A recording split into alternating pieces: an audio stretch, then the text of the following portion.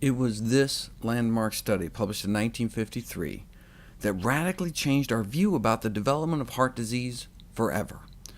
A series of 300 autopsies performed on U.S. battle casualties of the Korean War. Average age? 22. 22 years old, but 77% of their hearts had gross evidence, meaning visible to the eye evidence of coronary atherosclerosis, hardening of their arteries. Some of them had vessels that were clogged off 90% or more. As an editorial in the Journal of the American Medical Association concluded, this widely cited publication dramatically showed that atherosclerotic changes appear in the coronary arteries years and decades before the age at which coronary heart disease becomes a clinically recognized problem, before symptoms arise. Follow-up studies on the hearts of thousands more soldiers over the subsequent years confirmed their results. How young does it go?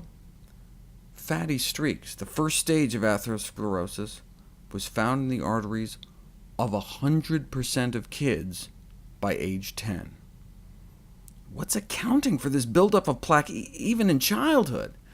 In the 80s, we got our first clue, the now famous Bogalusa heart study, looking at autopsies of those dying between the ages of 3 years old to age 26, and the #1 risk factor was cholesterol.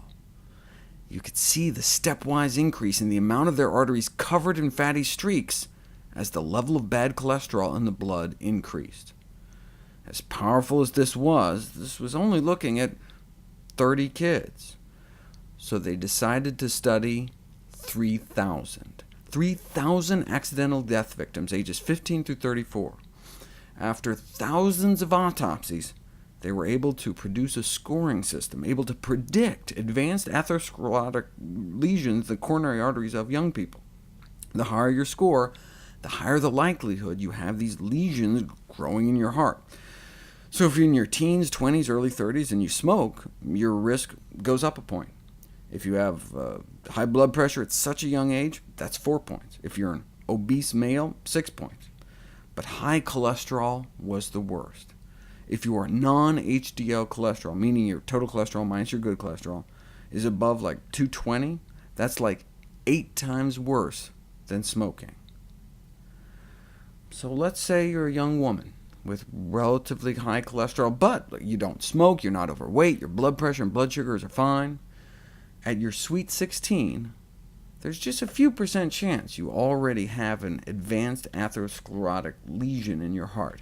But if you don't improve your diet, by your 30th birthday, there may be like a 1 in 5 chance you have some serious heart disease. And if you have really high cholesterol, it could be closer to 1 in 3. Bringing your cholesterol down to even just that of a lacto-ovo-vegetarian, and you're down to here. And if you exercise to boost your HDL, you can extrapolate down a little further.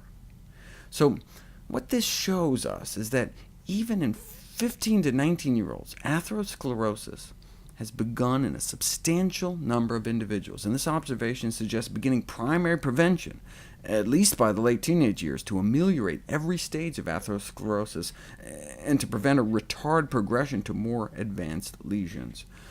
You start kids out on a low saturated fat diet, and you may see a significant improvement in their arterial function by 11 years old. Exposure to high serum cholesterol, even in childhood, may accelerate the development of atherosclerosis. Consequently, the long-term prevention of atherosclerosis might be most effective when initiated early in life, as in 7 months of age. Atherosclerosis, hardening of the arteries, begins in childhood.